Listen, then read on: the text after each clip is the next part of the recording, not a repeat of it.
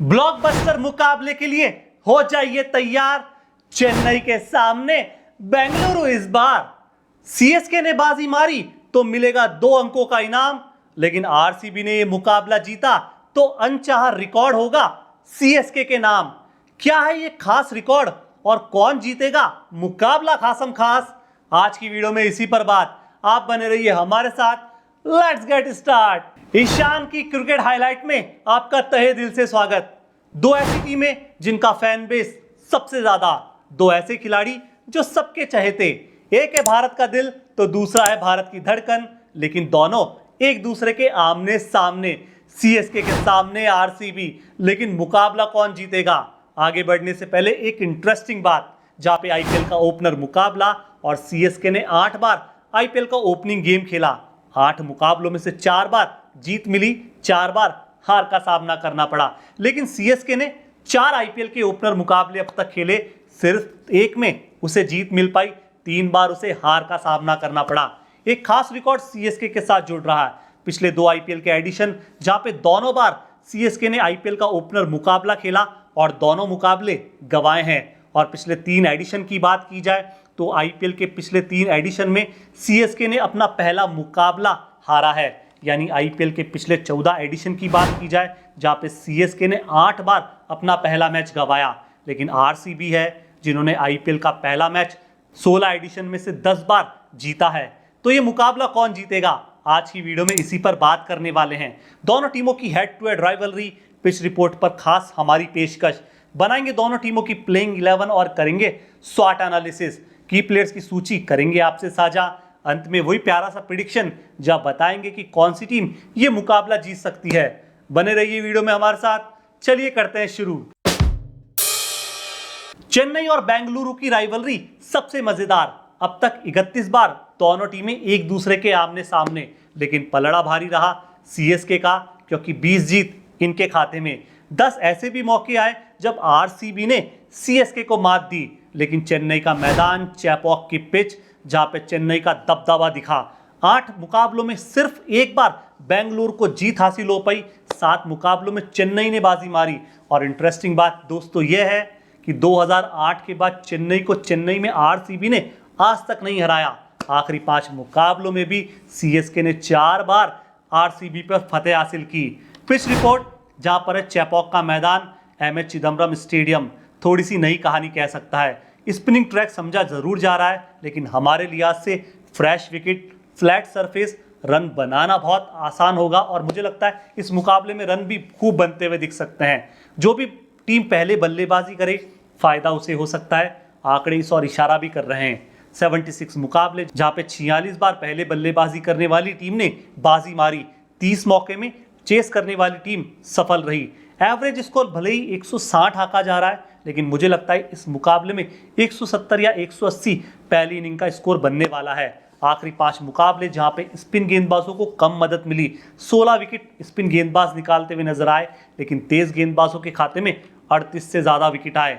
दोनों टीमों का स्वॉट एनालिसिस करते हैं, जहां पे चेन्नई की स्ट्रेंथ, टॉप ऑर्डर डिपार्टमेंट और ओपनिंग बल्लेबाज ऋतुराज गायकवाड़, उनके साथ रचिन रविंद्र। गायकवाड़ की फॉर्म अच्छी, पिछला सीजन लाजवाब, और ऐसे में जब रचिन रविंद्र का साथ मिलेगा, जिनका भारतीय सरजमी पर रन बनाने का रिकॉर्ड बहुत अच्छा है, तो सीएसके का ये ओपनिंग पेयर लाजवाब और कमाल प्रदर्शन भी कर सकता है। ऐसे में जब अजिंक्य रहाणे इस टॉप ऑर्डर में जुड़ जाएंगे तो लाजवाब और सबसे बड़ी स्ट्रेंथ सीएसके की आप कह सकते हैं, क्योंकि अजिंक्य रहाणे एक बहुत बड़ा एक्सपीरियंस अपने साथ कैरी कर रहे हैं। आरसीबी के सामने सीएसके की एक और स्ट्रेंथ, इंडियन गेंदबाज, जो सीएसके की सबसे बड़ी स्ट्रेंथ हाल फिलहाल लग रहे हैं, जिसमें शार्दुल ठाकुर, दीपक चहर, जिनके पास आईपीएल का और अंतर्राष्ट्रीय मैचेस का अनुभव नजर आता है, विकेट लेने की क्षमता नजर आती है, स्विंग एबिलिटी दिखती है। ऐसे में आप तुषार देशपांडे को देख लीजिए, जो सीएसके की तरफ से हाईएस्ट विकेट टेकर थे पिछले सीजन, मुकेश चौधरी की वापसी, और ऐसे में रविंद्र जडेजा, यानी इंडियन बॉलर सीएसके की सबसे बड़ी स्ट्रेंथ है। लेकिन वीकनेसेस क्या है? वीकनेस मिडिल ऑर्डर डिपार्टमेंट है। अब अंबाती रायडू यहाँ पर मौजूद नहीं है, शिवम दुबे इस मुकाबले के लिए शायद ही अवेलेबल हैं। ऐसे में मिडिल ऑर्डर थोड़ा सा कमज़ोर नज़र आता है, और ऐसे कमज़ोरी में जब अजिंक्य रहाणे की फॉर्म भी आउट चल रही है, क्योंकि रणजी में अच्छा प्रदर्शन करके नहीं आए, तो मिडिल ऑर्डर चिंताएं ज़रूर बढ़ाने वाला है। समीर रिजवी ज़रूर है, लेकिन इनएक्सपीरियंस है। रविंद्र जडेजा ऊपर खेलते नहीं हैं, महेंद्र सिंह धोनी भी इसी शैली की बल्लेबाजी कर रहे हैं। डायली मिशेल यहाँ पे एक नया नाम है, उन्हें प्रमोट ज़रूर किया जाएगा, लेकिन इनके साथ भी सस्पेंस बरकरार है। ऐसे में मिडिल ऑर्डर की परेशानी चेन्नई के साथ जुड़ी हुई एक और परेशानी है जो पिछले 2 एडिशन से है, डेथ ओवर की गेंदबाजी, जहाँ पे भारतीय तेज गेंदबाजों की इकोनॉमी थोड़ी सी खराब नजर आती है। शार्दुल ठाकुर, दीपक चहर तो लगभग ज़्यादातर पावर प्ले में ही गेंदबाजी करते हैं। तुषार देशपांडे 11 से ज़्यादा की इकोनॉमी रखे हुए हैं। मुकेश चौधरी के भी आंकड़े डेथ ओवर्स में ज़्यादा अच्छे नज़र नहीं आते। ऐसे में डेथ ओवर्स में कौन सा इंडियन तेज गेंदबाज सीएसके को मदद दिला पाएगा, ये क्वेश्चन मार्क है और सीएसके की सबसे बड़ी चिंता भी कही जा रही है। अपॉर्चुनिटी में ऋतुराज गायकवाड़ के लिए मंच बड़ा है, दीपक चहर के लिए भी ये मौका बहुत अच्छा है, क्योंकि 1 महीने बाद लगभग T20 वर्ल्ड कप की फाइनल टीम हो सकती है। तुषार देशपांडे के लिए मंच पड़ा मुकेश चौधरी के लिए। ऐसे में रचिन रविंद्र, जिनके T20 में आंकड़े अच्छे नहीं हैं, उनके लिए भी एक बहुत अच्छा प्लेटफॉर्म है T20 फॉर्मेट में खुद को आजमाने का और खुद की फॉर्म को दिखाने का। लेकिन सीएसके की चिंताएं क्या है? सीएसके की चिंता इंजरी है। टूर्नामेंट शुरू हुआ नहीं, लेकिन 4 अहम खिलाड़ी अभी से बाहर हैं, लगभग पहला मुकाबला तो खेलने ही नहीं वाले। ऐसे में प्लेइंग 11 का कॉम्बिनेशन सीएसके और महेंद्र सिंह धोनी किस तरह से बैठाने वाले हैं, किस तरह से स्पिन गेंदबाजी और तेज गेंदबाजी के कॉम्बिनेशन के साथ वो मैदान में उतरने वाले हैं, ये सबसे बड़ा सवाल सीएसके के साथ जुड़ गया। लेकिन आरसीबी की स्ट्रेंथ उनका केजीएफ है, जहाँ पे कोहली, ग्लेन और फाफ आते हैं। तीनों बल्लेबाज सबसे बड़ी बैकबोन आरसीबी की है। तीनों के नाम, इतना बड़ा रिकॉर्ड है, इतने बड़े बड़े आंकड़े हैं कि किसी भी टीम के पास इतना सॉलिड टॉप ऑर्डर नहीं है। 14,000 से ज़्यादा आईपीएल रन तीनों के पास, 101 अर्धशतक तीनों के नाम और 7 शतक तो अकेले विराट कोहली ने लगाए। यानी जो टॉप ऑर्डर डिपार्टमेंट है सीएसके के कंपैरिजन में आरसीबी का मजबूत नजर आता है। अमेजिंग फिनिशर्स भी आप आरसीबी में देख सकते हैं। दिनेश कार्तिक बहुत बड़ा एक्सपीरियंस अपने साथ कैरी करते हैं। विल जैक्स 29 गेंद में सैकड़ा जड़ने वाले खिलाड़ी। कैमरॉन ग्रीन भी एक बहुत अच्छे फिनिशर की भूमिका में दिख सकते हैं। सौरभ चौहान, जिन्होंने सैयद मुश्ताक अली ट्रॉफी में 13 गेंदों में 8 शतक जमाया, 185 की स्ट्राइक रेट से बैटिंग की। आरसीबी के पास अच्छे फिनिशर्स वाले खिलाड़ी दिख रहे हैं, लेकिन आरसीबी की प्रॉब्लम भी वही है जो सीएसके की है, डेथ ओवर वाली गेंदबाजी, जहाँ पे इनके पास अच्छे और बड़े नाम नहीं है। सिर्फ मोहम्मद सिराज हैं जो बहुत बड़ा एक्सपीरियंस अपने साथ और ठीक ठाक एक्सपीरियंस अपने साथ कैरी करते हैं। इस समय कोई ऐसा खिलाड़ी नहीं है जो T20 का आप गन प्लेयर कह सकें और जिन्हें 100% आप प्लेइंग 11 में देखेंगे। ऐसे में आकाशदीप है, जिनकी इकोनॉमी थोड़ी सी ख़राब है। लॉकी फर्ग्यूसन भी खूब रन लुटाते हैं आखिरी ओवरों में। यश दयाल का तो सीज़न हमने पिछले बार देखा ही। ऐसे में विजय खिलाड़ी हैं, अल्जारी जोसेफ है, कैमरॉन ग्रीन, सब के सब ऐसे खिलाड़ी हैं जिन्हें आप डेथ ओवर्स का स्पेशलिस्ट गेंदबाज कह नहीं सकते। एक और वीकनेस है कि डिपेंडेंसी है, केजीएफ पर है।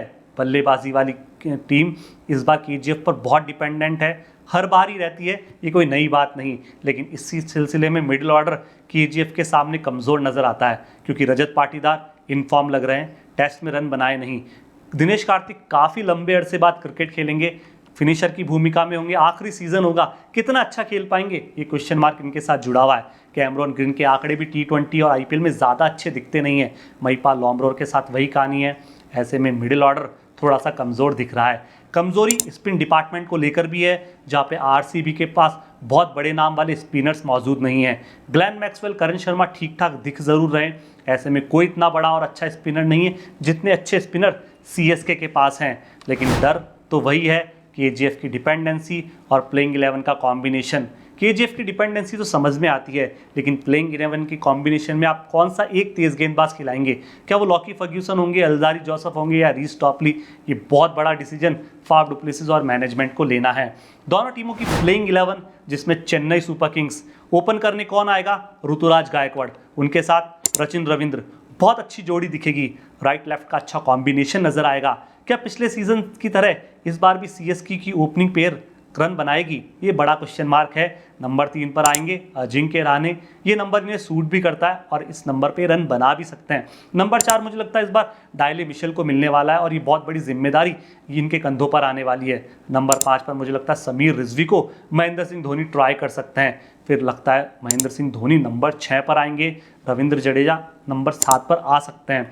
दीपक चाहर आपको बल्लेबाजी करते हुए नजर आएंगे शार्दुल ठाकुर भी, फिर महेश दीक्षाना जैसा खिलाड़ी दिखेगा और एट लास्ट तुषार देशपांडे आपको प्लेइंग 11 में नजर आ सकता है। लेकिन इंपैक्ट प्लेयर के रूप में कौन होगा? मुझे लगता है जो पहली 11 की टीम होगी उसमें महेंद्र सिंह धोनी 3 ओवरसीज खिलाड़ी के साथ जाएंगे और जिस अकॉर्डिंग मैच गया, जैसी कंडीशन बनी, इंपैक्ट प्लेयर के रूप में मोइन अली, मिचेल सेंटर या फिर मुकेश चौधरी को अपनी टीम में शामिल कर सकते हैं। ऐसे में आरसीबी की प्लेइंग 11 क्या होगी? फाफ डु प्लेसिस के साथ मैदान पर कौन उतरेंगे? विराट कोहली। नंबर 3 पर किसे आना चाहिए? ग्लेन मैक्सवेल या रजत पाटीदार? मुझे लगता है रजत पाटीदार को नंबर 3 वाली पोजीशन देनी चाहिए और मिडिल ऑर्डर में मजबूती के लिए ग्लेन मैक्सवेल को एक जिम्मेदारी दे देनी चाहिए और ये बहुत अच्छा विचार हो सकता है। कैमरॉन ग्रीन नंबर 5 पर आएंगे, नंबर 6 पर होंगे दिनेश कार्तिक, जिन पर बहुत बड़ी जिम्मेदारी आप देखने वाले हैं। फिर महिपाल लॉम्ब्रोर को आप प्लेइंग 11 में देखेंगे, मोहम्मद सिराज को देखेंगे जिनके T20 में आंकड़े बहुत अच्छे हैं और इन दिनों गेंदबाजी बहुत अच्छी कर रहे हैं। आकाशदीप आपको प्लेइंग 11 में दिखेंगे।